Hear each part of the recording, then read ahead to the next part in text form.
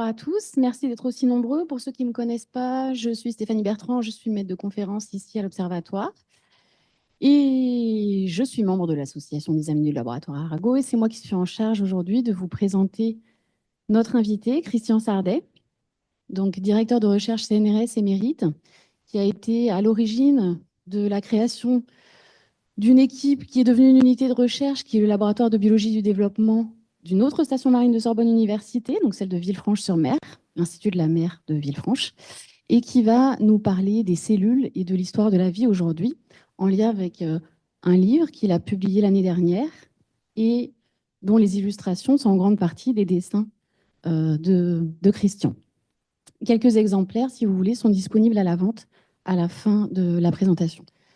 Avant de laisser la place à Christian pour parler des cellules, quelques petites informations de la part de l'association. Tout d'abord, on tient à s'excuser des modifications de date, notamment la date de la conférence d'aujourd'hui. Mais comme vous le savez, parfois, ces modifications sont indépendantes de la volonté des membres de l'association.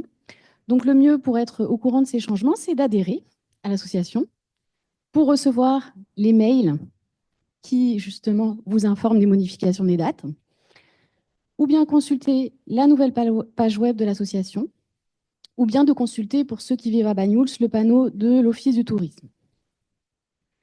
En lien avec les thématiques dont va nous parler aujourd'hui Christian, vous avez pu voir ici dans le hall de l'amphithéâtre une exposition qui a été mise en place par Benjamin Lacroix, qui nous a gentiment permis de récupérer donc, ces beaux panneaux, ces belles photos qui sont exposées ici. Exposition qui s'appelle Sea to Cell, donc de la mer à la cellule, qui a été réalisée par des biologistes issus de plusieurs laboratoires français, dont des biologistes qui travaillent à la station de Villefranche-sur-Mer, mais aussi plusieurs laboratoires parisiens. Vous avez aussi une vitrine avec du matériel qui est exposé par la bibliothèque, vitrine qui a été achetée par l'association de manière à justement pouvoir mettre en exposition et vous permettre d'observer donc une partie du patrimoine que nous avons ici à la bibliothèque. Rapidement, donc le programme de 2025 est presque bouclé et vous avez, si vous voulez, des petits dépliants avec le programme des 6 premiers mois. L'année 2025 a été proclamée comme l'année internationale des sciences et technologies quantiques. Et en lien avec cette thématique, nous aurons la chance de recevoir Gérard Mourou, donc lauréat du prix Nobel de physique 2018, qui nous parlera des lasers. 2 événements en plus des... Pardon ? Merci à Albert de nous avoir permis de pouvoir recevoir pour l'occasion donc, de cette année des sciences et technologies quantiques, son collègue qui nous parlera des lasers. En plus des conférences, 2 événements sont prévus en août et en septembre, mais nous reviendrons sur les détails un petit peu plus tard dans l'année. Donc en août, des séances spéciales en partenariat avec les Veillées de Banyuls sur une thématique en lien avec le cosmos. Et en septembre, des séances spéciales en partenariat avec l'association Culture et Patrimoine en Côte-Vermeille sur la thématique Les chemins de l'humanité avec des films et des conférences, mais nous reviendrons là-dessus un petit peu plus tard au cours de l'année. Donc très rapidement, pour les interventions 2025, comme chaque année, l'association essaye de proposer des conférences qui sont données en partie par des membres du laboratoire et aussi par des invités extérieurs sur des thématiques actuelles. Donc nous commencerons le 8 janvier avec une conférence par Camila Fernandez, donc, qui travaille au laboratoire et qui travaille aussi en grande partie au Chili, qui nous parlera de l'interaction entre sciences et culture, un outil face au changement climatique. Nous aurons ensuite en février une conférence sur l'asymétrie matière-antimatière dans l'univers. En mars, comprendre l'évolution avec les champignons du fromage. De nouveau en mars, une deuxième conférence sur les nanotechnologies appliquées à la santé et au spatial. En avril, la nature, cet allié à protéger. En mai, Stéphane Blin, donc du laboratoire, nous parlera des expéditions scientifiques, qui sont toujours fascinantes, avec de très belles images à présenter. Et en juin, comme je vous l'ai annoncé tout à l'heure, nous recevrons donc Gérard Mourou, lauréat du prix Nobel de physique, qui nous parlera des lasers. Et merci Christian, d'être venu aujourd'hui pour nous parler de tout ça. Bonjour, merci pour cette invitation. Je me souviens être venu pour la dernière fois à Banyuls alors que ce bâtiment était en construction, donc c'est intéressant pour moi de voir 25 ans plus tard euh, qu'il est bien occupé. Alors effectivement, je vais vous parler des cellules. Alors c'est toujours un sujet un peu difficile parce que qu'est-ce qu'on connaît des cellules, hein? C'est un sujet qui, jusqu'à il y a quelques années, était un peu effrayant parce que le seul moment dans la vie où les gens prenaient conscience de leurs cellules, c'est quand leur docteur avait à leur annoncer une maladie de prolifération des cellules, hein. Heureusement, depuis, les cellules ont meilleure mine, dans le sens où la médecine régénérative commence à donner une vue positive des cellules. Et donc, je vais essayer de vous transmettre ce que j'ai essayé de faire à travers un livre qui s'appelle Les cellules, une histoire de la vie, parce qu'il me semble que ce qui est le plus intéressant sur les cellules, c'est en fait, il y a une histoire des cellules. Nous sommes un aboutissement de 4 milliards d'années d'évolution des cellules. Aboutissement, je ne sais pas, mais disons une résultante. Alors, j'habite dans un petit village, je vais utiliser plutôt ça.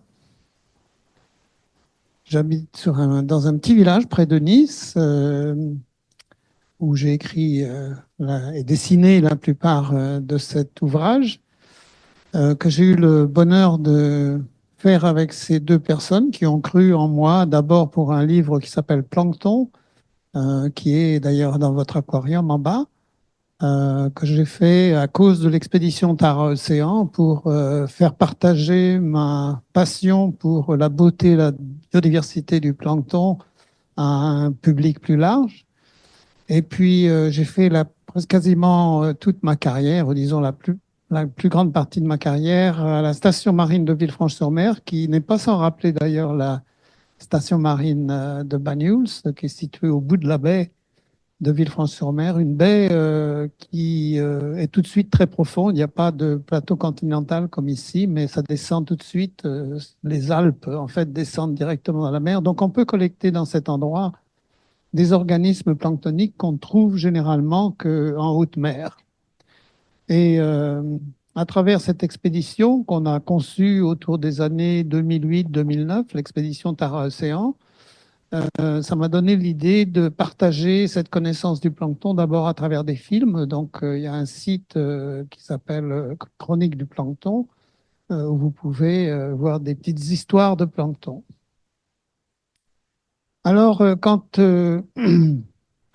on veut parler des cellules, c'est un sujet donc assez compliqué parce qu'on ne voit vraiment pas les cellules, à part quelques exceptions. Et ça pose la question, on se pose tout de suite la question de qu'est-ce que la vie? Alors j'ai demandé à ChatGPT, comme tout le monde le fait actuellement, qu'est-ce que la vie? Et il m'a dit, la vie repose sur la cellule, l'unité de base de tout organisme vivant. Ça veut dire que ça, c'est vraiment quelque chose maintenant qui est fortement ancré. Ça date d'environ 3 siècles. C'est clair que tout ce qui vit est fait de cellules, mais quand on se pose la question à ChatGPT, mais que sont les cellules? Il va répondre, les cellules se développent, se reproduisent, d'accord, réagissent à leur environnement et maintiennent des processus biologiques essentiels, métabolisme et homéostasie. Alors ça, c'est déjà beaucoup plus des mots un peu compliqués. Il faut bien se rendre compte, en fait, que les cellules, en fait, sont partout. Et qu'on est en interaction constante avec des microbiotes, une vie microscopique, aussi bien dans nos intestins que sur notre peau, que les arbres ont leur propre microbiote, les champignons ont leur propre microbiote, etc. Donc, c'est ce continuum, en fait, qui est la vie. Alors, quand on veut s'adresser à l'histoire de la vie, on est tout de suite, que sont les cellules, on a parlé un petit peu, qui les a découvertes? J'ai mentionné que c'était à peu près une histoire de 3 siècles. De quoi sont-elles constituées? Bon, on peut dire que maintenant on arrive à une vue moléculaire, c'est-à-dire de savoir quelles molécules vraiment sont dans la cellule et quel est leur rôle, euh, quelle est leur origine, qui demeure un mystère important. On essaye de voir si dans l'univers, il n'y aurait pas d'autres formes de vie ou une forme de vie comme la nôtre. Euh, Combien de types de cellules? Et on doit bien avouer que dans les années récentes, on pensait qu'il y en avait des centaines, mais on voit maintenant qu'il y en a des dizaines de milliers. Et même dans un corps humain, on peut distinguer au moins plusieurs centaines de types de cellules et probablement plusieurs milliers si on les regarde d'un peu plus près. Et quand ces différentes formes de vie sont-elles apparues, puisque clairement nos cellules ne sont pas les cellules bactériennes, il y a une évolution de 4 milliards d'années depuis le début de ce qu'on a appelé des cellules.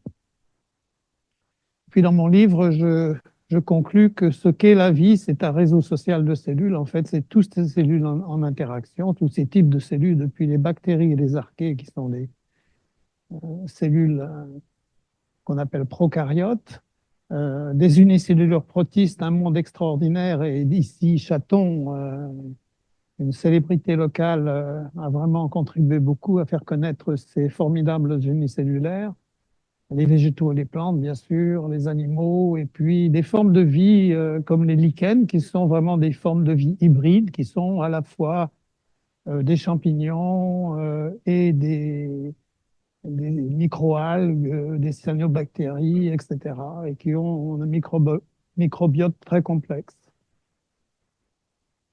Alors, d'où vient le mot cellule? Eh bien, on le doit à Robert Hooke, qui était une sorte de Léonard de Vinci anglais, un touche-à-tout génial, qui s'est mis en fait à regarder les cellules à travers un télescope mais inversé, c'est-à-dire au lieu de regarder d'un côté de la lunette, il a regardé de l'autre côté, il a inventé un système d'illumination puissant qui lui a permis de voir dans une fine tranche de neige des partitions, et ça lui a immédiatement rappelé les cubicules dans lesquels vivaient les moines et, ou les prisonniers, et c'est pour ça qu'il les a appelés cells ou cellules, euh, et le nom est resté. En fait, il n'a pas vu les cellules dans le liège, il a vu en fait les partitions, les parois végétales. Il n'a pas vraiment vu les cellules, mais c'est lui qui les a nommées.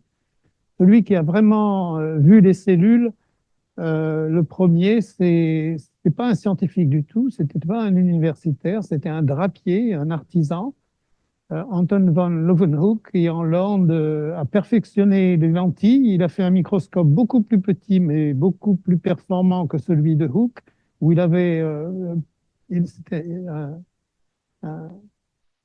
vraiment un expert à polir des lentilles, au début parce qu'il voulait regarder les fils en tant que drapier. Mais après, il s'est mis à regarder tout un tas de liquides et il s'est aperçu qu'il y avait dans tous les liquides qu'il regardait ce qu'il a appelé des animalcules. Et c'est le premier qui ait vraiment vu des bactéries, des spermatozoïdes euh, et les protistes, des unicellulaires de toutes sortes. Il a eu du mal d'ailleurs à convaincre l'Académie royale anglaise de ses découvertes parce qu'il n'était pas un universitaire. Mais vers la fin de sa vie, il a eu la visite de tous les rois et les reines d'Europe pour voir, qui avaient compris que cet homme avait fait une découverte gigantesque, celle des cellules. Et puis, évidemment, ça a vraiment stimulé l'imagination de ses contemporains. Et un Hollandais qui s'appelle Nicolas Hartsocker a imaginé que dans chaque spermatozoïde, il y avait un petit homme blotti, on appelle ça un homunculus. Mais évidemment, maintenant, nous savons qu'un spermatozoïde n'est pas vraiment un petit homme blotti à l'intérieur du spermatozoïde, mais porte le génome du père dans un noyau, donc des chromosomes.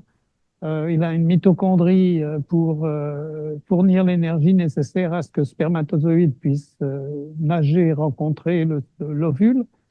et avec des structures qu'on connaît très bien maintenant qui s'appellent des microtubules, qui sont une sorte de squelette cellulaire. Et puis, disons, dans les années récentes, on s'aperçoit qu'en fait, outre l'ADN du père, il y a tout un tas d'ARN, en particulier de petits ARN mystérieux. Et de plus en plus, on voit apparaître maintenant le fait que le spermatozoïde est capable de transmettre une information épigénétique, c'est-à-dire hors des méthodes classiques de génome ADN. Donc ça, c'est un domaine en pleine explosion. Alors, entre 1700 et 1900, c'est une vraie explosion des connaissances. J'ai mis ici deux illustrations de scientifiques qui ont beaucoup contribué à cette explosion des connaissances. Un savant allemand qui s'appelle Theodor Boveri, qui a vraiment été un des pères de l'embryologie telle qu'on la conçoit de nos jours, et qui a fait en même temps de lui-même de magnifiques planches pour montrer le développement de pas mal d'embryons. Et en particulier, Boveri a compris que les chromosomes étaient les porteurs de l'hérédité. Il n'avait pas les preuves, mais il a eu vraiment ses intuitions très précoces, que les chromosomes contenaient les informations pour l'hérédité.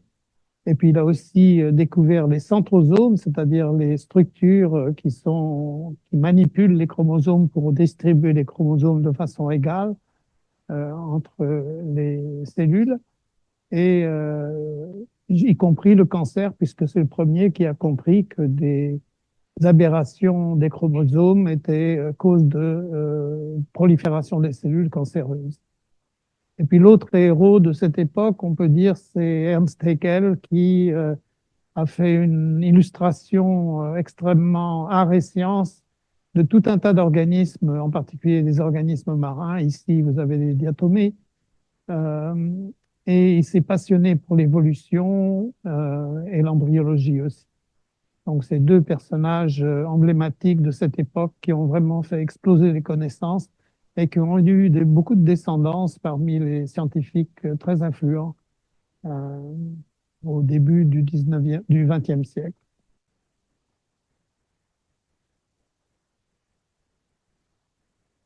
Alors, on distingue deux grands types de cellules, et c'est ici, à Banyuls, que cette distinction très nette a été faite par Chatton. Alors, des cellules qu'on pourrait considérer comme plus simples, qui sont les prokaryotes, c'est-à-dire des cellules qui n'ont pas de noyau, c'est-à-dire qu'elles ne mettent pas leurs chromosomes dans une partition spéciale qu'on appelle un noyau. Et en fait, il y a deux types de micro-organismes, des bactéries et des archées, j'y reviendrai. Et puis des cellules plus complexes, comme nos cellules, qui en fait ont plusieurs chromosomes et qui partitionnent ces chromosomes à l'intérieur de la cellule dans un noyau. Donc les chromosomes ne sont pas libres comme chez les bactéries au centre de la cellule, mais ils sont partitionnés par un réseau extrêmement dense de membranes à l'intérieur des cellules. Et l'autre distinction, évidemment, de ces cellules, bien que certaines bactéries ont ce qu'on appelle des organites, c'est-à-dire des corps spéciaux qui ont des fonctions spécialisées, comme par exemple fournir l'énergie à la cellule ou être des petites poubelles pour traiter les déchets. Alors, on est dans une phase, c'est une page de mon livre où je montre que, par exemple, cette idée que les bactéries sont des cellules beaucoup plus simples peut être battue en brèche. Parce que récemment, on a découvert des bactéries qui ont des tailles énormes, qui ont aussi des sortes de noyaux. Donc, disons que cette distinction ne va pas peut-être tenir sur la longueur, puisqu'on découvre de nouvelles bactéries tout le temps. Et en particulier, ces grosses bactéries sont extrêmement énigmatiques. peut-être sont-elles des intermédiaires entre ces cellules dites simples, les prokaryotes, et puis les cellules plus complexes, les eucaryotes. Eucaryote, ça veut dire avec noyau, ou prokaryote sans noyau. Alors donc, ce domaine est en pleine évolution. Et puis, il y a une autre évolution qui est en train de révolutionner la biologie de la cellule. C'est l'idée que jusqu'à maintenant, on considérait qu'il y avait dans la cellule des organites qui étaient limités par une membrane, comme les mitochondries ou les chloroplastes. Mais on s'aperçoit qu'il y a d'autres types d'organites qu'on appelle les condensats biomoléculaires qui sont vraiment en train de révolutionner notre conception des cellules. Et je vais en parler un petit peu tout à l'heure. Alors, pour illustrer, voici un dessin de Chaton, par exemple, qui était directeur de la station marine de Banyuls et qui a vraiment inventé ces termes de prokaryotes et eucaryotes en 1925.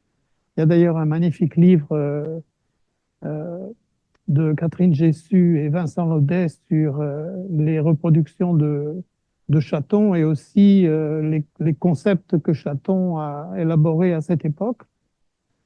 Très peu de gens savent que, particulièrement des étrangers, ne savent pas que c'est Chaton qui a vraiment initié cette distinction fondamentale entre ces deux grands types cellulaires, celles qui n'ont pas de noyau et celles qui ont des noyaux. Par exemple, ça pourrait être une microalgue qui est capable de capturer la lumière du soleil pour faire la photosynthèse à travers les chloroplastes et aussi capable, évidemment, comme toutes les cellules, de produire de l'énergie par ce qu'on appelle des mitochondries. Et il se trouve que ces deux organites, en fait, sont d'anciennes bactéries qui ont été cooptées pour avoir ces fonctions de fourniture d'énergie dans la cellule.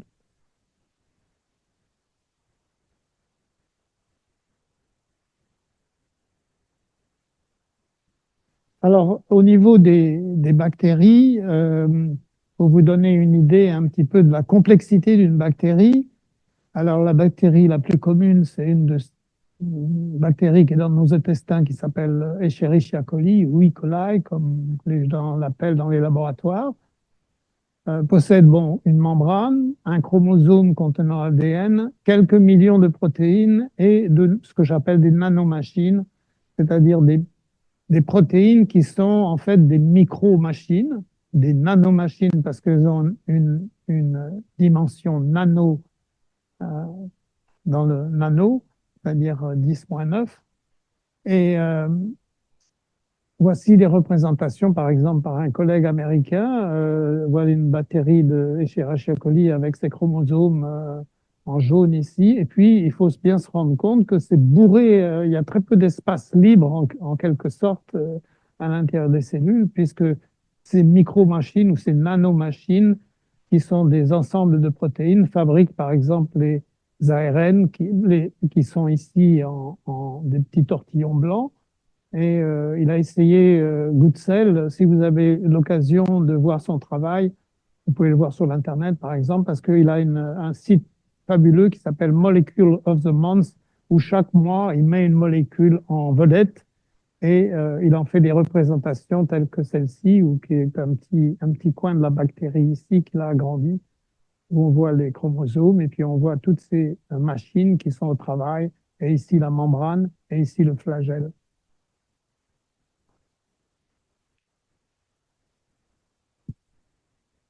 Alors voilà des organites en microscopie électronique colorisés pour que ça soit plus visible, des mitochondries par exemple qui ont énormément de membranes internes qui sont des usines à fabriquer de l'énergie.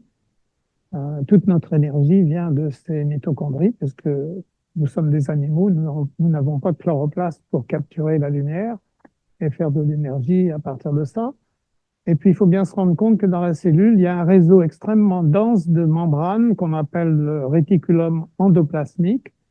Vous voyez ici, et le noyau, en fait, n'est qu'une spécialisation de ces membranes qui emprisonnent ou protègent les chromosomes. Et vous voyez ici un petit éléments de ce réseau extrêmement dense à l'intérieur de la cellule. Et les petits points jaunes que vous voyez ici sont les ribosomes qui fabriquent les protéines. Et on peut dire que dans les années, la dernière décade, les progrès de la microscopie électronique ont permis d'avoir une bonne idée de l'architecture de ces nanomachines. Voici par exemple une petite nanomachine qui dégrade les protéines. C'est une sorte de poubelle en fait, hein, qui casse les protéines pour que les éléments constitutifs, les acides aminés, soient recirculés. Voici une autre machine qui travaille pour répliquer l'ADN. Ou voici la machine qui fabrique les protéines. Voilà. Donc tout ça, ce sont des machines qui sont des assemblages de protéines et d'acides nucléiques. Et puis il y a d'autres éléments qui sont des éléments qu'on appelle du cytosquelette. C'est un petit peu comme notre squelette, mais à l'échelle de la cellule, et qui sont constitués de tubes et de fibres qui sont constitués des mêmes protéines, et on appelle ça des polymères, parce que c'est fait de mêmes éléments qui sont répétés. Un peu comme les plastiques aussi sont des polymères et sont faits des mêmes éléments qu'on peut répéter. Et puis, on peut dire que dans les dernières décades, les microscopes électroniques ont fait de tels progrès et les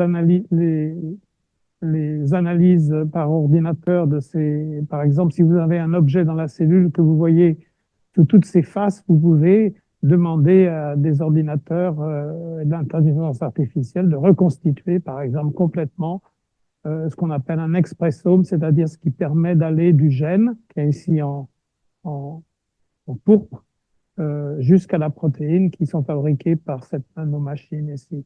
Donc, c'est des techniques extrêmement puissantes qui sont utilisées maintenant par énormément de laboratoires dans le monde. Donc, ça va très vite au niveau de la connaissance.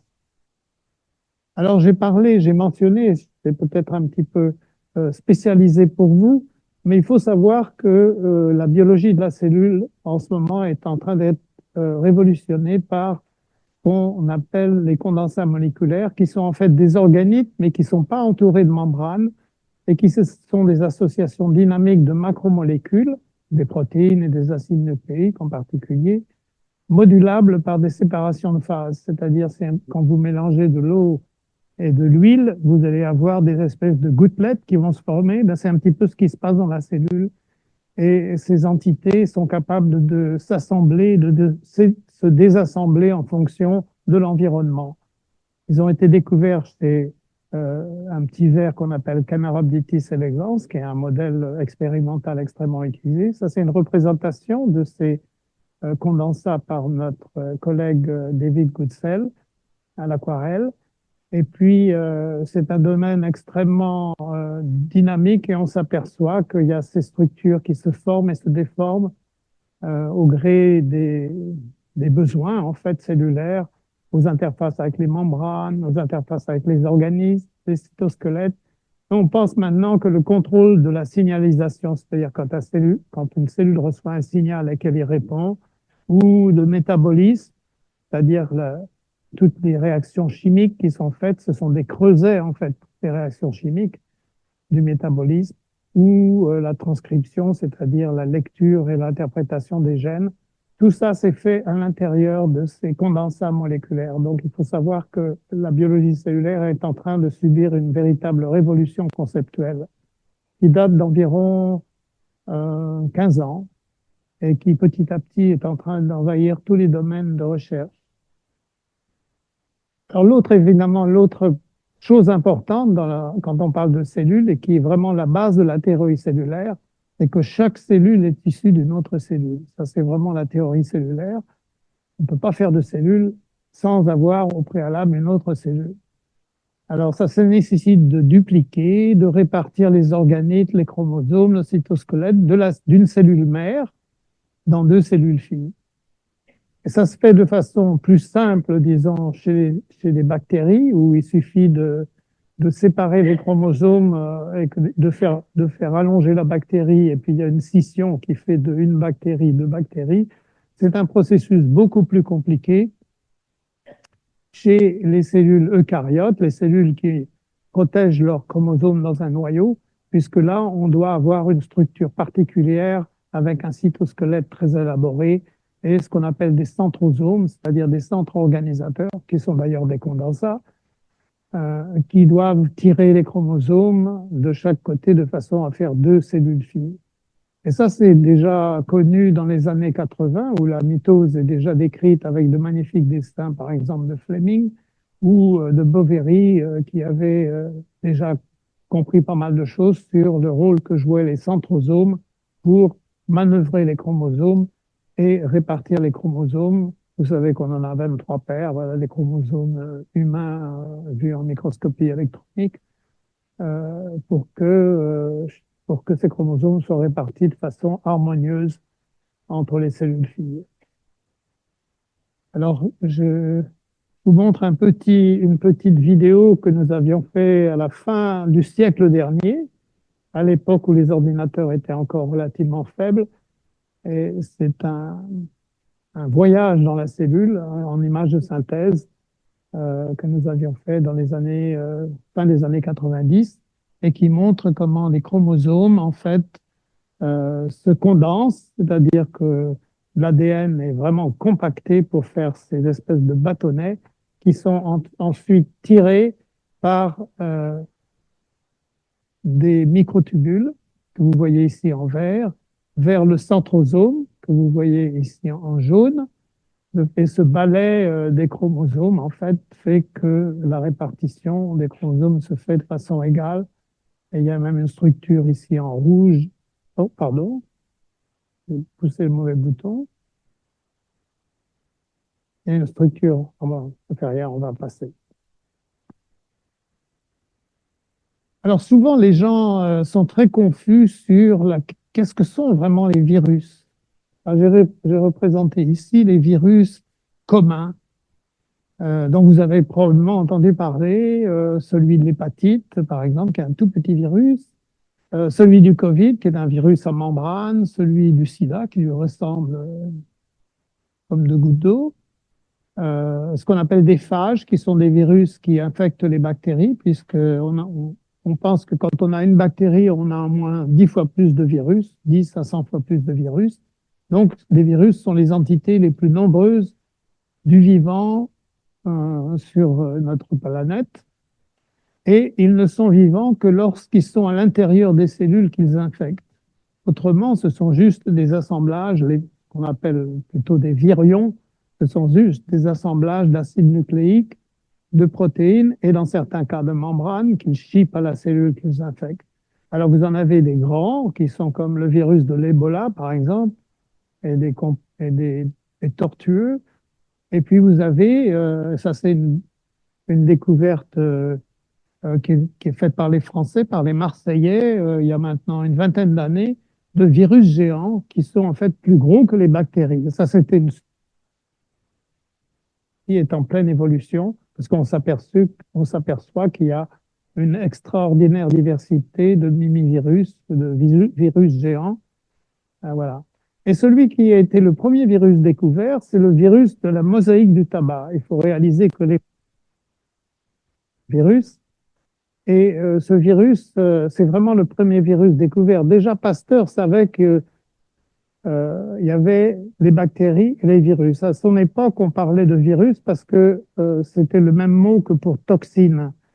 On savait que c'était pas des bactéries, c'était quelque chose qui passait à travers les filtres qui retenaient les bactéries, et c'est pour ça qu'on les a appelés des virus.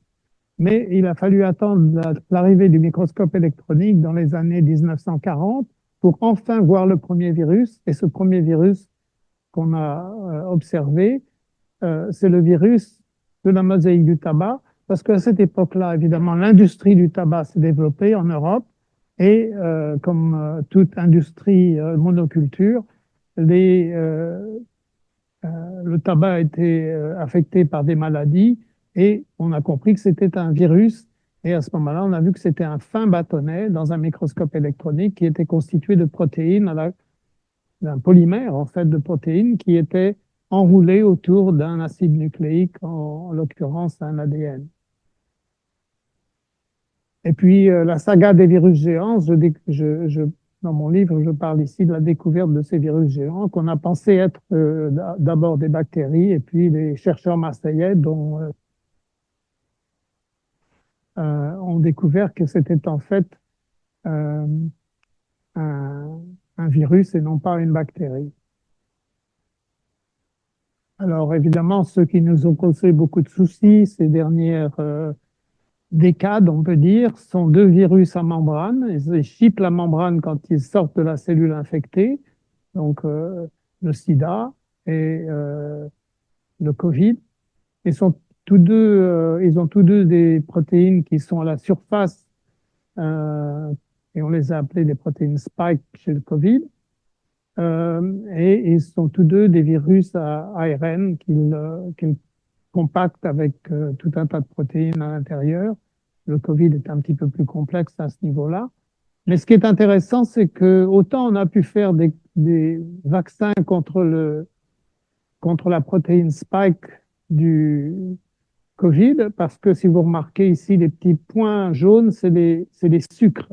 Les sucres, heureusement pour nous, ne couvrent pas toute la surface des protéines spike à la surface du virus, et donc on peut faire des anticorps contre la surface de ces virus parce qu'il y a un accès à la protéine. Par contre, on n'a jamais pour l'instant réussi à faire un vaccin contre le sida parce que les sucres couvrent absolument toute la protéine. Et donc, ça explique pourquoi sur le sida, on est encore dans une situation où on n'a pas vraiment, outre les trithérapies, on n'a pas d'autre façon de combattre ce virus. Alors maintenant, je vais, pour clore cette partie de présentation de la cellule, vous montrer un petit dessin animé qu'on a fait il y a une quinzaine d'années avec Gilles Macagno, qui a une production extraordinaire. Voilà, c'est 3 livres qu'il a fait. Si vous avez l'occasion d'acquérir ces livres, il explique que c'est un prof de sciences nat qui est en fait un auteur de bande dessinée extrêmement doué. Et on a eu le plaisir de faire avec lui Yannick Mahé et mon fils Noé qui prête sa voix à ce document, un document pour présenter la cellule de façon ludique.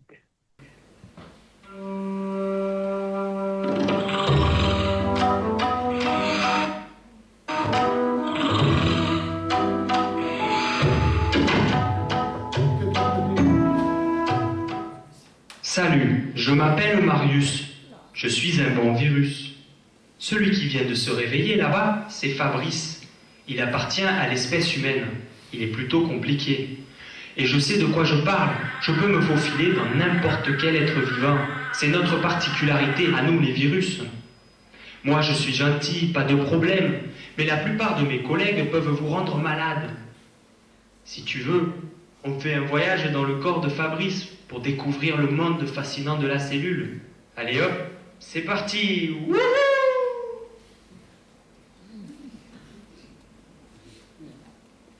Ouch! Tu t'es pas fait mal? Voilà, nous sommes dans la bouche, et au fond, tu vois le tissu qui est construit de plein de petites cellules collées les unes aux autres. Tiens, tu peux utiliser la lentille pour voir de quoi les cellules ont l'air sous le microscope. Si tu cliques sur la souris, tu peux voir les noyaux en fluorescence bleue. C'est là, au cœur de la cellule que je t'emmène. Il te suffit de cliquer sur moi. Ok, c'est cool. Maintenant, on se fait tout petit. Tiens, regarde, c'est la membrane.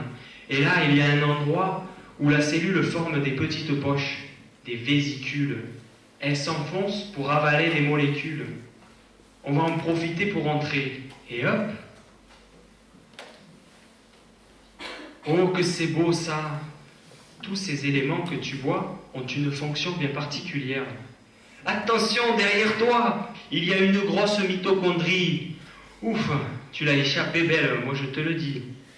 Ces mitochondries sont des mini-centrales. Elles fournissent l'énergie pour tous les travaux à faire dans la cellule. Ici, par exemple, ce sont des microtubules qui s'allongent et se raccourcissent pour transporter des composants d'un endroit à l'autre de la cellule. Tout ça demande de l'énergie, crois-moi. Voilà une vésicule. Oh, oh là là, elle pue. Elle est remplie de déchets dont la cellule n'a plus besoin. Regarde, elle va là-bas se déverser dans un lysosome, une sorte de poubelle pour la cellule. D'ailleurs, Ici, en promenant ta souris, tu peux découvrir les éléments composant la cellule. Vas-y, c'est l'occasion de devenir un vrai chercheur. Une fois que tu as terminé tes recherches, tu peux cliquer sur moi pour continuer le voyage.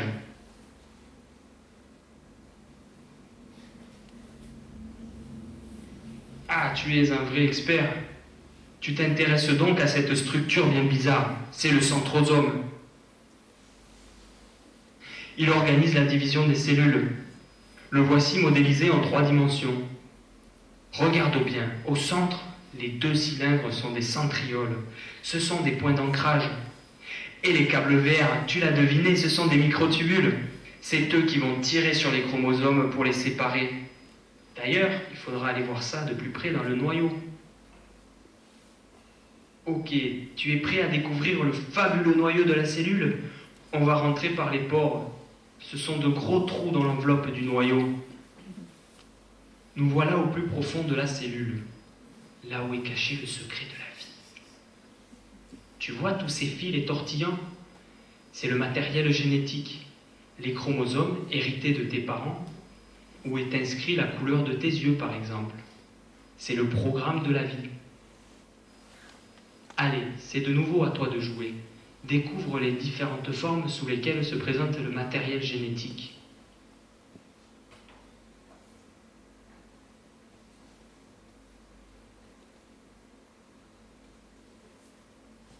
Avant la division de la cellule, les longues fils d'ADN sont arrangés de manière plus compacte, les chromosomes. Il y en a 2 copies, et une fois qu'ils sont bien regroupés, c'est facile de séparer les paires identiques pour que chacune des 2 nouvelles cellules hérite de la même information génétique.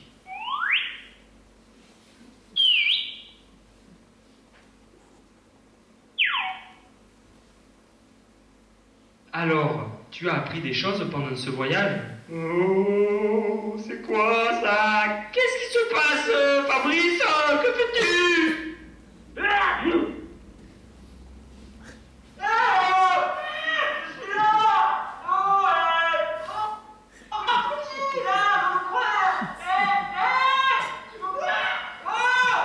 Quel dommage d'avoir ainsi été rejeté de la cellule. J'avais plein de trucs à te montrer. Hé hé, ce sera pour la prochaine fois, c'est pas bien grave.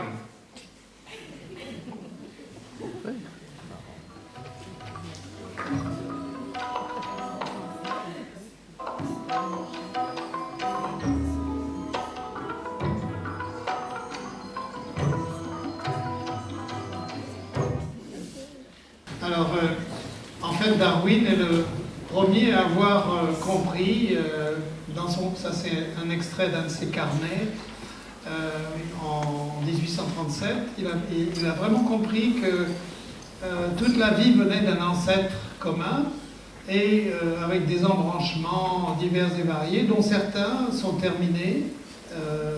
On sait maintenant que ce sont évidemment des extinctions qui ont abruptement éliminé telle et telle branche de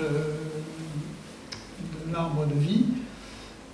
Donc ça, c'est vraiment la grande contribution de Darwin. Et puis Haeckel, qui était un passionné, qui en a dessiné plus d'une centaine d'arbres de vie. Micro. Il y en a un ici, par exemple, qui montre clairement qu'il y avait un tronc commun qui était constitué. Il n'a pas de micro.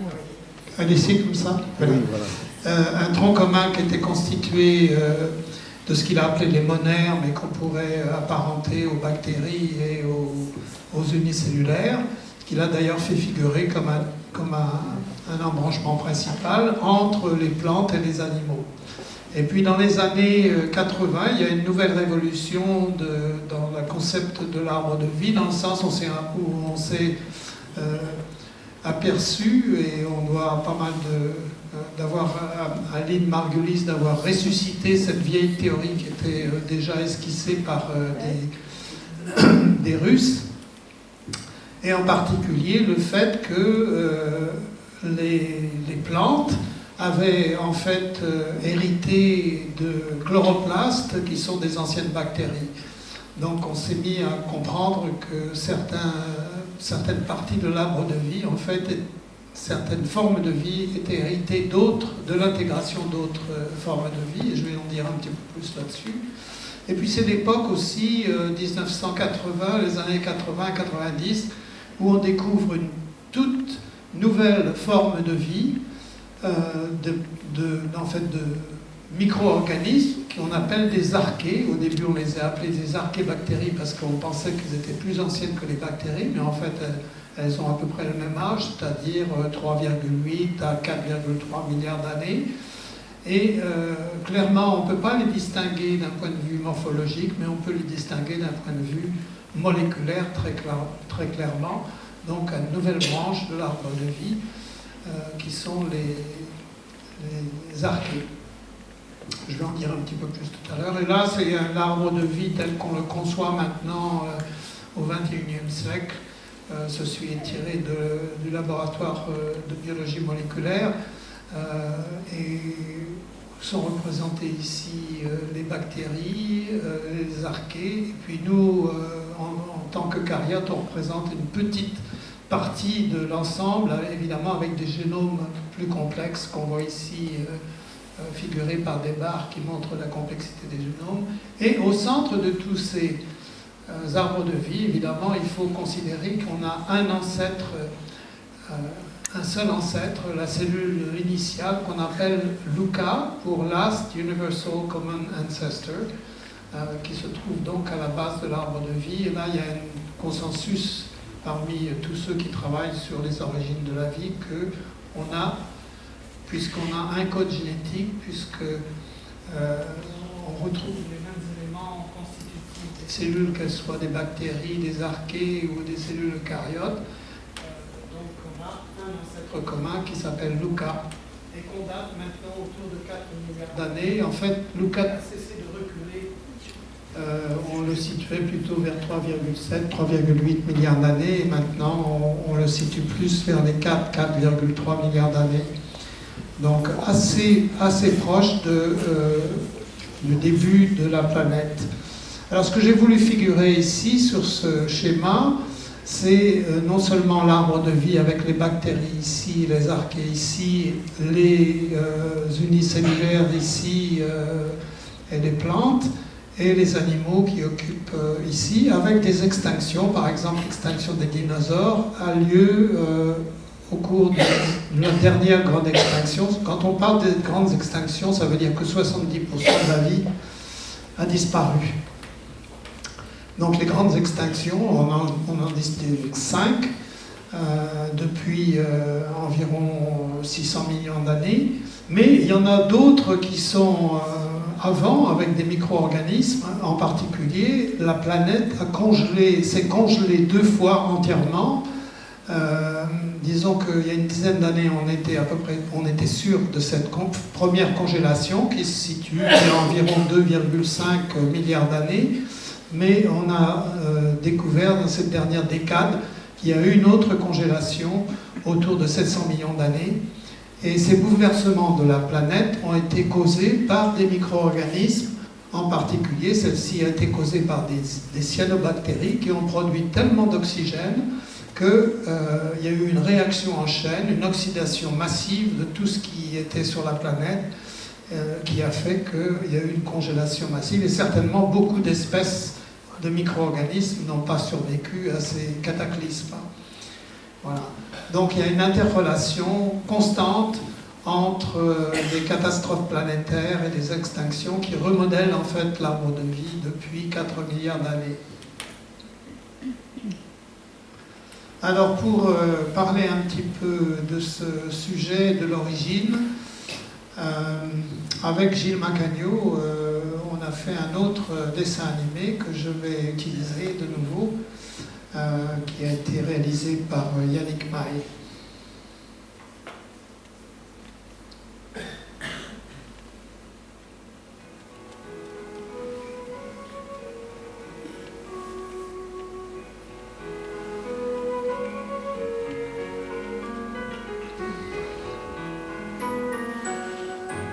Salut, je m'appelle Piccolina, je suis une molécule d'eau.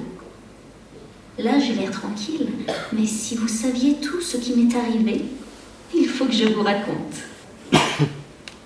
commencé il y a à peu près 4 milliards d'années.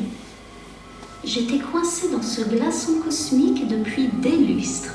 Il s'était détaché d'une comète et fonçait dans l'espace. Un jour, mon glaçon est passé très près d'une grosse étoile très brillante. Elle était entourée de milliards d'astéroïdes qui tournaient comme des fous. Pendant très longtemps, j'ai tourné comme eux. Mais je voyais que la plupart des astéroïdes finissaient par s'agglutiner les uns aux autres pour former de grosses boules de roche et de glace. Finalement, ces grosses boules sont devenues des planètes. Et comme il y avait de moins en moins d'astéroïdes qui les bombardaient, elles commençaient à refroidir. Je m'apercevais alors que les planètes les plus froides se couvraient d'eau et de glace. Ça alors, elles avaient dû en recevoir des météorites glacées comme la mienne. Ça n'a pas manqué. Nous aussi avons été attirés par une de ces grosses planètes. Quelle chute terrible! Dans la glace, nous, les molécules d'eau, on était bien rangés comme dans un cristal sans pouvoir bouger. On nous appelle les H2O. Nous sommes tous faits d'un atome d'oxygène et de 2 atomes d'hydrogène. Un peu de chaleur, la bonne pression,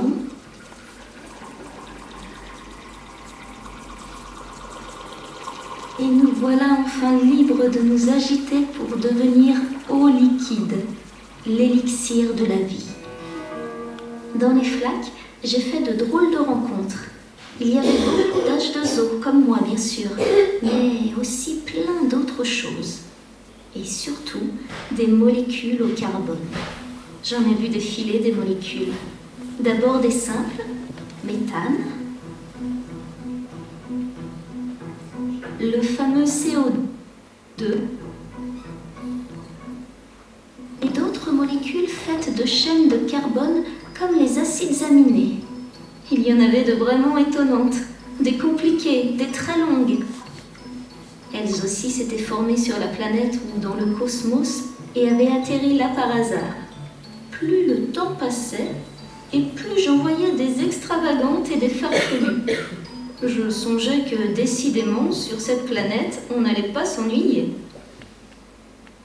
Un jour, je suis tombée nez à nez avec une sorte d'énorme serpent moléculaire, un polymère. Des dizaines de molécules s'étaient accrochées à la queue leu-leu. Quelle drôle d'idée! J'en croisais d'autres, de plus en plus, qui semblaient sortir d'une fissure au fond de la mare où j'étais tombée. J'ai voulu en avoir le cœur net. Je me suis approchée, et là, quel spectacle! Des molécules de la même famille, accrochées sur des cristaux d'argile, se rangeaient les unes à côté des autres. Un peu de chimie, et elles se retrouvaient enchaînées sous forme de polymères. Et nous, les H2O, sommes entrés dans la danse de leurs petites réactions chimiques.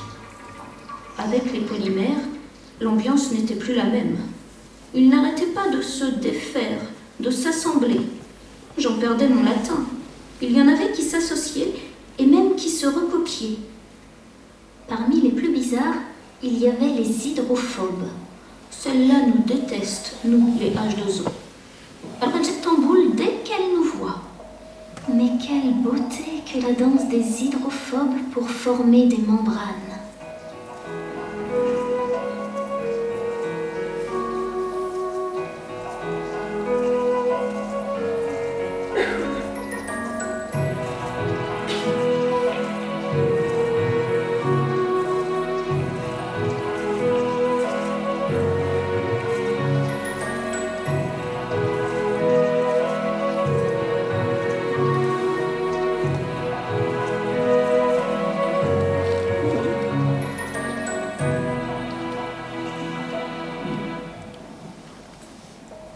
Il y en avait de plus en plus et ça faisait peur.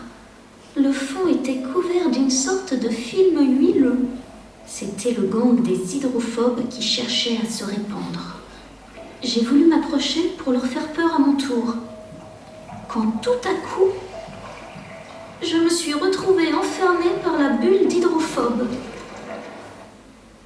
Ouast. Mais je n'étais pas seule. Il y avait des tas de molécules qui s'étaient laissées piéger. Des acides aminés, des polymères, des sucres. Avec le temps, je me suis habituée à mes petites cellules. En fait, on rigolait bien là-dedans. Et puis, il y avait de plus en plus de monde, car la bulle n'arrêtait pas de gober tout ce qu'elle trouvait. Au bout d'un moment, on s'est senti à l'étroit dans notre bulle. Il faut dire qu'il y avait des gros polymères qui n'arrêtaient pas de se dédoubler. Je voulais aller me plaindre quand j'ai entendu un grand bruit.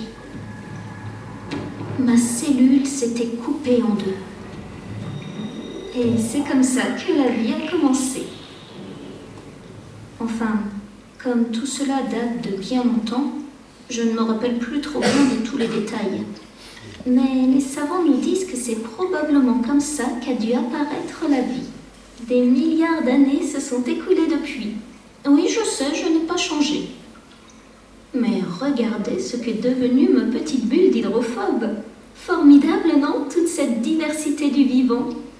Et croyez-moi, avec le temps, ça va encore évoluer.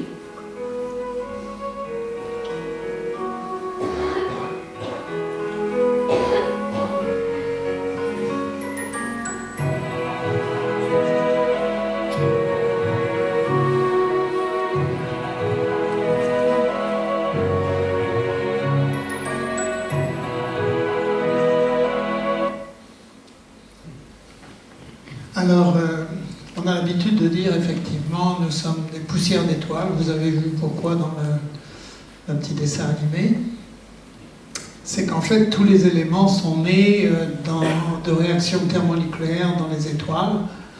Et les molécules de la vie sont constituées de seulement 6 éléments principaux, qu'on appelle les SNOPs en anglais, le carbone, l'hydrogène, l'azote, l'oxygène, le phosphore et le soufre, qui sont combinés en des molécules simples comme les acides aminés ou le CO2, H2O, qui sont parmi les molécules les plus simples.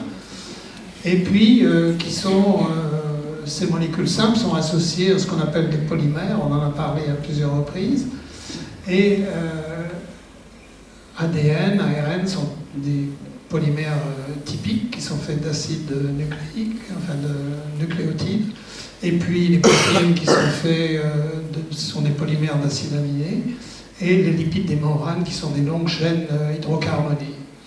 Et ces éléments, en fait, sont répartis dans l'univers à partir de l'hydrogène apparu juste après le Big Bang. Et donc, on est effectivement dans la vie constitué de ces éléments de poussière d'étoiles. Alors, quand on veut parler des étapes dans cette évolution des cellules originelles, si on part du début, l'idée qu'on s'en fait, c'est que Luca, en fait, la Last Universal Common Ancestor, la cellule initiale, qui serait apparue autour de 4 milliards d'années, et qui est déjà complexe d'après nos collègues anglais. Il y a un papier tout récent qui pense qu'il y avait au moins 300 gènes déjà dans Luca. Et qui ont donné naissance aux bactéries, aux archées, peut-être à d'autres formes de micro-organismes qui n'ont pas survécu jusqu'à nous, c'est très possible, parce que si on n'a pas de traces fossiles, on ne connaît pas.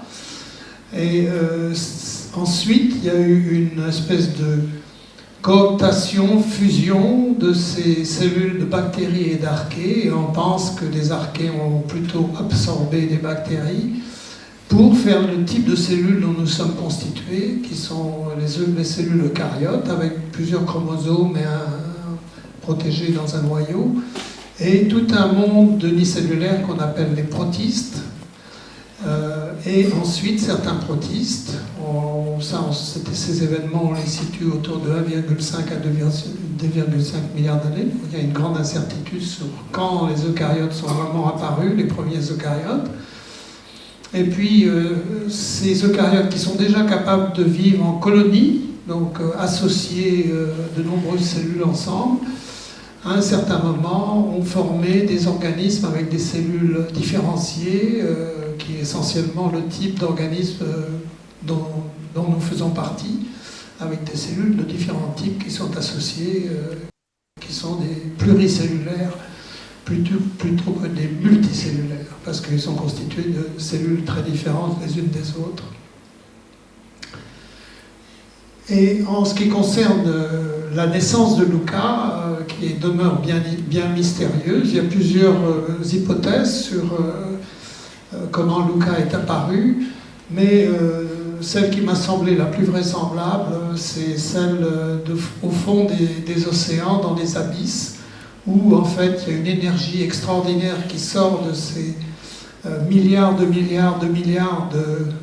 cellules réactionnelles dans lesquelles certainement des molécules complexes se sont formées, et on imagine, et les chimistes nous disent maintenant qu'il est très possible de faire une sorte de métabolisme hors de la cellule, c'est-à-dire des transformations de molécules en d'autres molécules, et à partir d'un monde du métabolisme, d'un monde des ARN peptides, parce qu'on pense que les ARN ont prédaté l'ARN au niveau des molécules informationnelles et se sont associés avec des peptides, et que ça a commencé à être soumise à la sélection, une sorte de sélection naturelle des molécules pour les molécules les plus performantes, et ensuite tout a été englobé dans un monde des membranes.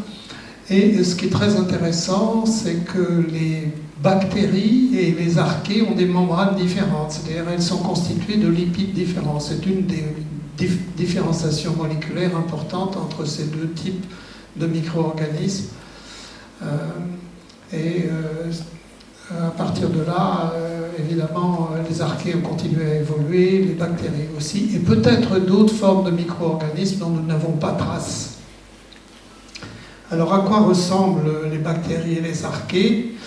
C'est très difficile de les distinguer d'un simple coup d'œil, mais il y a des différences importantes. Par exemple, les bactéries, et j'ai mentionné tout à l'heure les cyanobactéries qui ont produit énormément d'oxygène, tellement d'oxygène que la Terre, la planète a gelé en masse.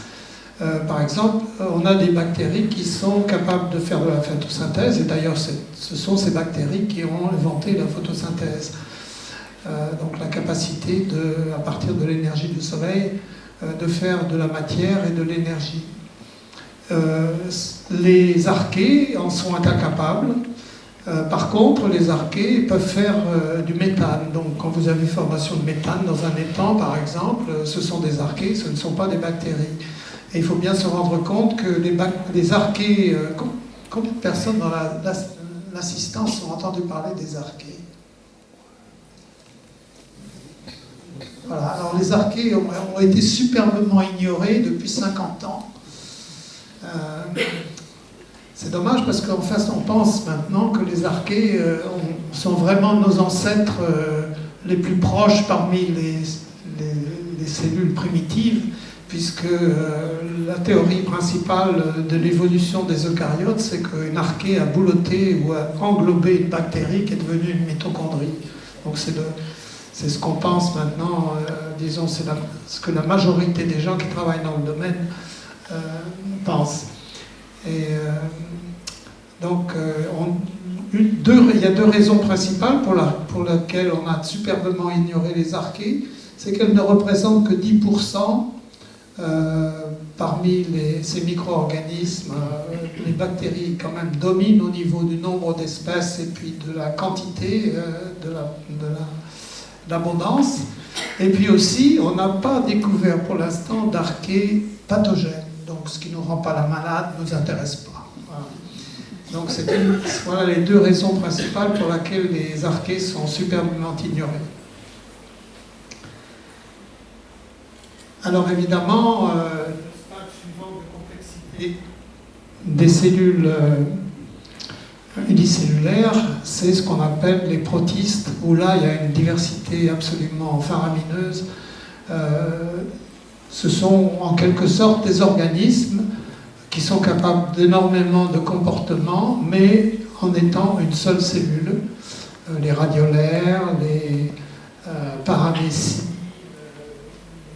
mais on a une énorme diversité, certaines qui vivent en tant qu'unicellulaires ou d'autres qui vivent en tant que multicellulaires et qui sont capables de faire déjà des colonies assez sophistiquées. Voilà. Alors vous en connaissez sans en connaître. Hein. Par exemple, le blob, c'est un protiste qui a été popularisé ces dernières années, mais c'est une immense cellule avec des milliers de noyaux à l'intérieur. Et par exemple, le plasmodium de la malaria, enfin le parasite de la malaria, est aussi un protiste avec un cytosquelette extrêmement développé ici. Et puis les radiolaires et diatomées qui font partie du plancton, par exemple, sont des protistes typiques. Alors évidemment, ça a été le centre de la recherche de l'expédition Tara, puisque cette biodiversité des protistes est vraiment maximum dans les océans et constitue une grande partie du plancton, qui est le plus ancien et le plus vaste écosystème sur la planète, puisque les terres n'ont été colonisées par la vie qu'il y a environ 600-700 millions d'années. Et il faut bien réaliser que plancton, c'est un mot qui vient d'un mot grec qui est planctos, qui veut dire dérivé. Donc en fait, c'est un énorme écosystème. Tous les organismes qui dérivent, depuis les virus, les bactéries, jusqu'aux méduses en fait. Et même les petits poissons font partie du plancton. Et quand ils deviennent gros poissons, ils sont capables de s'extraire des courants et font plus techniquement partie du plancton. Et les chiffres sont extraordinaires. Le zooplancton, on peut en avoir de 1 à 100 par litre. Mais ça peut aller, pour les bactéries et les archées, jusqu'à de 0,1 à 1 milliard de bactéries usarchées par litre. Et il faut imaginer qu'il y a environ 10 fois plus encore de virus. Donc tout ça baigne dans un microbiote extrêmement dense. Alors j'ai eu la chance de participer, enfin d'initier l'expédition Tara Océan avec mon ami Eric Assanti et Gabriel Gorski quand on a eu cette idée autour des années 2008 et on est parti de 2009 à 2012. Et depuis, il y a eu plusieurs expéditions qui sont en fait des évolutions de l'expédition initiale qui est montrée ici, où j'ai eu la chance de participer à des étapes en voyant cette biodiversité extraordinaire dans différents endroits de la planète. Et je vais juste montrer un petit film pour clore cette présentation d'une des dernières expéditions qui était une expédition qui est allée jusqu'à explorer dans l'Antarctique et autour des côtes d'Afrique et d'Amérique du Sud, qui s'appelle la mission Microbiome. Et avec mon fils Noé, on avait fait un petit document pour résumer cette aventure.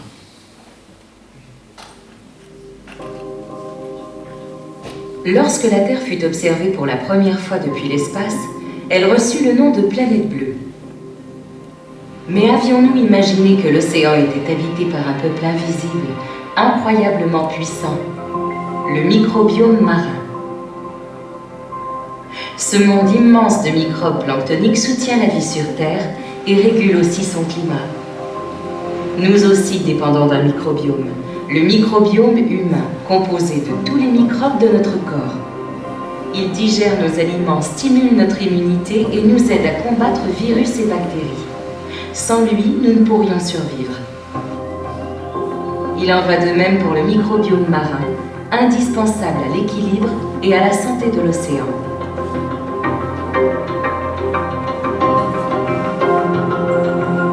Depuis 3 milliards d'années, les cellules de phytoplancton, protistes et bactéries oxygènent le monde. Avec d'autres micro-organismes, ils fournissent nourriture et énergie pour tous. Ils séquestrent autant de CO2 que toutes les plantes sur Terre, tout en produisant l'oxygène que nous respirons.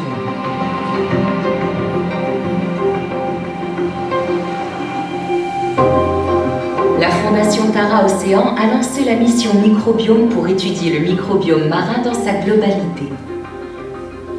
Des virus jusqu'aux bactéries, protistes et larves. L'expédition explore les relations encore méconnues entre ces organismes du microbiome et le reste de l'écosystème marin.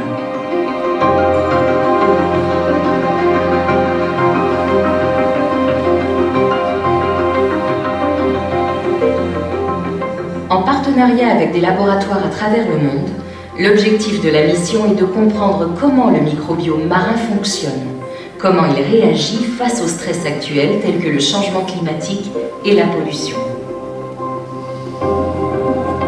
L'océan est la clé de la vie sur Terre. Suivez l'aventure et découvrez cet invisible océan de vie.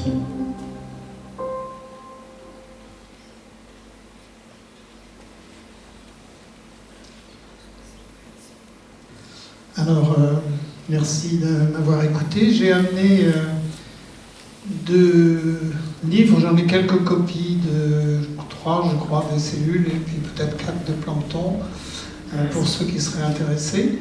Pour ceux qui veulent prolonger l'expérience vis-à-vis du plancton, nous avons un site qui s'appelle Chronique du plancton, que j'ai mentionné, où il y a des petites histoires en fait sur différents types d'organismes. Donc vous pouvez y accéder très facilement. Et puis je mentionne aussi, nous avons une exposition actuellement à Paris, dans un lieu formidable qui s'appelle le 104, un lieu très vivant. C'est une très belle exposition parce que sur le Tara, nous avions un artiste en résidence pendant toutes ces expéditions. Et donc maintenant, après 15 ans à peu près, il y a une grande exposition qui rassemble 40 artistes qui ont fait des œuvres autour de l'océan et de la mer. Et donc, jusqu'en mars 2025, vous pouvez aller voir cette exposition à Paris. Voilà, merci.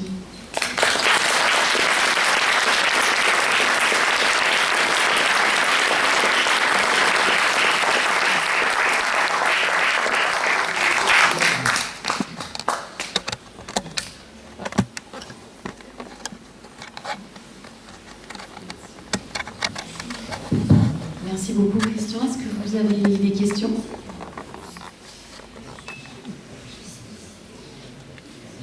En tout cas, je vous invite à aller voir les chroniques du plancton. On avait une question. Qu'est-ce qui vous sert à dater les différentes étapes de l'évolution des cellules? Faut que je répète.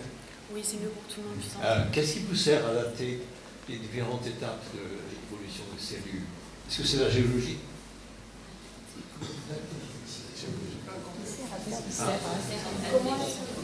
Comment est-ce que vous datez l'évolution des cellules et quand se sont passées les différentes étapes d'évolution des cellules? Est-ce que c'est en lien avec des données géologiques ou d'autres types de données? C'est essentiellement des données génétiques, parce que nous avons encore des gènes qui sont les mêmes gènes, évidemment, qui ont évolué, hein, mais on peut les reconnaître dans l'UCA, dans la cellule initiale. Et c'est comme ça que il y a un papier très récent des collègues anglais qui est très impressionnant, parce que avec cette espèce de continuité génétique, on peut savoir grosso modo quels étaient les gènes qui étaient déjà là au tout départ. J'ai mentionné environ 300 gènes qui sont des gènes qu'on sait conserver dans tout le vivant depuis le tout début. Voilà, qui sont aussi dans les bactéries, qui sont dans les archées, par exemple, pour fabriquer des protéines. On retombe à peu près toujours sur les mêmes, puisqu'il faut toujours fabriquer des protéines. Voilà. Alors, j'ai mentionné aussi que la date où on situe l'UCA, cette cellule originelle, on peut dire, ne cesse de reculer. Il y a seulement 5 à 10 ans, on aurait dit plutôt 3,7 milliards d'années, c'est-à-dire environ 1 milliard d'années après que la Terre la planète Terre se soit formée. Et ce dernier papier le situe plutôt autour de 4 milliards d'années. Donc on est en train de reculer. La même chose pour les animaux, évidemment. On pensait les animaux autour de 500 millions d'années. Maintenant, on est plutôt autour de 600 millions d'années au niveau de leur apparition, parce qu'on découvre des fossiles tout le temps. Et puis, il y a des interprétations aussi de l'âge géologique qui sont de plus en plus fiables. Donc, on recule, on a plutôt tendance à reculer. Et j'ai mentionné que pour le passage des prokaryotes, c'est-à-dire des cellules sans noyau, les bactéries et les archées, vers les eucaryotes, là, il y a une grande incertitude. Parce qu'il y a certains fossiles qui indiqueraient que des organismes de type eucaryote, bien sûr, ce ne sont que des fossiles, seraient plutôt autour de 2 milliards d'années, 2,5 milliards d'années même, dans le cas de certains fossiles gabonais. Et puis d'autres personnes qui situent plutôt cette étape majeure de sophistication des cellules autour de 1,5 milliard d'années. Donc là, il y a encore une très grande incertitude.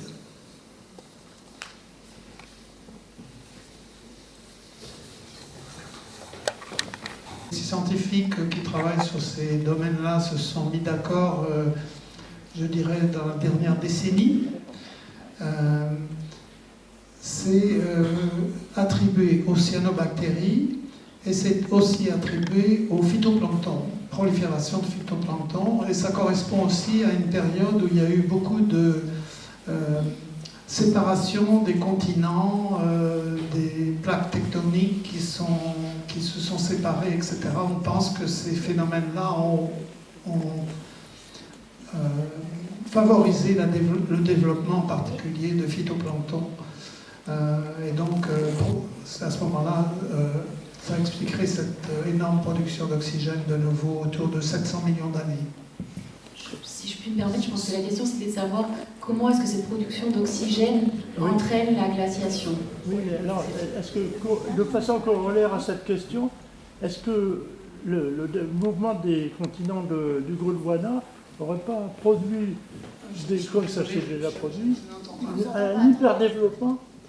un hyperdéveloppement, excusez-moi. Oui, je reprends. Vous mettez deux hypothèses sur les développements des... Non. Passons. Oui, à l'époque, la convergence et la séparation des continents, Gondwana, etc., a aussi donné d'énormes projections dans l'espace de particules volcaniques. Oui. Qui correspondrait à 65 millions de disparitions des dinosaures. J'essaie de faire un parallèle entre les deux. Mais peut-être que vous n'avez pas la réponse, vous n'y étiez pas. Je ne connais pas suffisamment le détail, je suis désolé. Ok.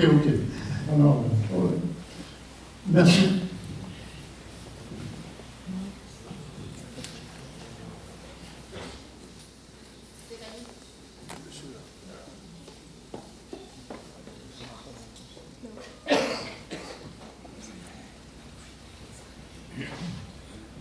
Merci. Moi, j'aurais une question que je vais relier à un article que je viens de lire dans la science de Guyader. Alors, vous parliez de consensus sur Lucas, et lui, il arrive à sa conclusion que Lucas n'existe pas. J'aimerais donc avoir votre idée sur le différent. Et ensuite, on parlait d'extinction, vous parlez de deux glaciations, et lui, il évoque plutôt la formation de la Lune qui aurait entraîné une surfusion de la Terre, qui aurait détruit les formes vivantes. Comme je l'ai mentionné, sur les tout débuts, il y a une grande incertitude sur quand ce fameux Lucas... Alors, il y a deux hypothèses principales. Soit Lucas est apparu sur la Terre, dans les abysses par exemple, dans des geysers, des endroits où il y avait des flux d'énergie importants, soit il est venu de l'espace. Ça, c'est toujours une possibilité très forte. C'est pour ça qu'on cherche de façon, je dirais, presque frénétique des traces de vie dans l'espace. Après, la question, c'est si jamais on trouve des traces de vie dans l'espace, ça serait est-ce que c'est la même sorte de vie que la nôtre ou pas la même sorte de vie que la nôtre. Donc ça, c'est les deux grandes questions autour de ces origines. Sur Luca, bon, c'est toujours pareil, sur ces questions qui sont essentiellement spéculatives, il n'y a pas un consensus à 100%. Je dirais que pour ce qui est de Luca, si vous faites un référendum sur est-ce que vous croyez à Luca, vous aurez, je pense, autour de 80% de la communauté de gens qui travaillent sur ces questions qui vont dire oui, Luca est quelque chose de solide. Mais il y aura toujours 20% de gens qui ne seront pas d'accord. Voilà ce que je peux vous dire sur cette question. Même chose pour les origines de la vie dans les abysses. Je pense que c'est l'idée majoritaire, c'est que l'endroit le plus probable d'apparition de la vie, si elle est apparue sur Terre, c'est dans les abysses, pour des raisons que je ne vais pas détailler ici, qui m'ont assez convaincu. Mais bien sûr, il y a une autre partie de la population des scientifiques qui travaillent dans ce domaine qui ne sont pas tout à fait d'accord avec ça. C'est pas plutôt des différends entre cladistes et molécularistes? Non, je pense pas, non. Non, parce que je crois qu'on peut difficilement... disons, au niveau de Luca, on ne peut faire qu'une analyse génétique, de toute façon.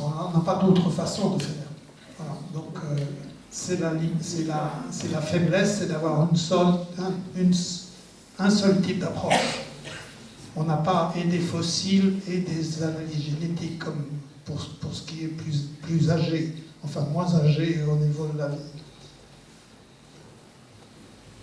Merci pour votre exposé. Alors, Luca ou pas Luca, est-ce qu'on peut penser qu'il y a quand même un fonctionnement et un tronc commun dans le vivant, du coup, si on écoute votre conférence? Bien sûr, c'est entièrement basé là-dessus. C'est-à-dire on connaît un seul code génétique et un seul type de fonctionnement des cellules basé sur, grosso modo, les mêmes familles de molécules. Donc l'idée de Luca est entièrement basée sur ça. Ça ne veut pas dire qu'il n'y a pas eu au tout début, il y a probablement eu des prototypes qui n'ont pas survécu, qui ne sont pas venus jusqu'à nous. Ça, c'est fort probable. Oui, une petite question. Pour Luca, je suis d'accord, dans les abysses, tout ça. Mais, comme vous parliez tout à l'heure de vie ailleurs, la Terre a très bien pu être ensemencée. Et toi, démarrer d'ici, de Luca, quoi. Tout. Bon, après, il y en a qui se sont perdus jusqu'à notre époque. Mais je veux dire, pour l'instant, le microscope électronique, je crois qu'on tombe à 1837, un truc comme ça. Est-ce que si on allait encore plus bas dans l'infiniment petit, on va découvrir encore plein de choses comme dans l'ADN qui a été découvert il n'y a que 10 ans que les Anglais ont encore trouvé des briques dedans. Qu'on pourrait aller encore plus profond pour expliquer comment on a pu en arriver là, simplement dans cette soupe qui est peut-être, forcément c'est peut-être. Je ne suis pas sûr d'avoir bien compris la question. C'est compliqué. C'est que j'entends mal d'ici, je sais pas. Ah, ben, je ne vais pas te répéter parce qu'il y a déjà. Je voulais dire Quelqu'un veut me la reformuler? Oui, je voulais dire. Je peux essayer de la reformuler? Oui, voilà. Oui, la question, je pense, mais en partie, elle a été répondue. C'est est-ce qu'on ne peut pas imaginer que, effectivement, Luca ne soit pas né sur Terre, mais soit le résultat d'un ensemencement, et est-ce que l'avancée des technologies, notamment en microscopie ou en analyse moléculaire, dans les années à venir, ne peuvent pas nous révéler et nous apporter plus de réponses à ce problème? Évidemment, je crois que toute l'exploration spatiale actuelle est vraiment tendue vers cette question. En particulier, la découverte de lacs laisse libre cours à l'imagination que dans ces lacs, on va trouver des formes de vie. Donc, vu le nombre de planètes qu'on découvre chaque année. Mais enfin, après, c'est un problème de est-ce qu'on peut atteindre ces planètes? Ça, c'est une autre question. Puis il y a des signatures que les spectromètres sont capables de détecter, de plus en plus fines, mais ça sera très difficile, je pense, même si on a des signatures qui sont typiques de la vie, telles qu'on l'a sur notre planète, d'être sûr que c'est des formes, que c'est des signatures de vie ailleurs. Ça, je pense que ce sera une difficulté majeure. Merci beaucoup, Christian. Merci à tous. Et bonne fin d'année.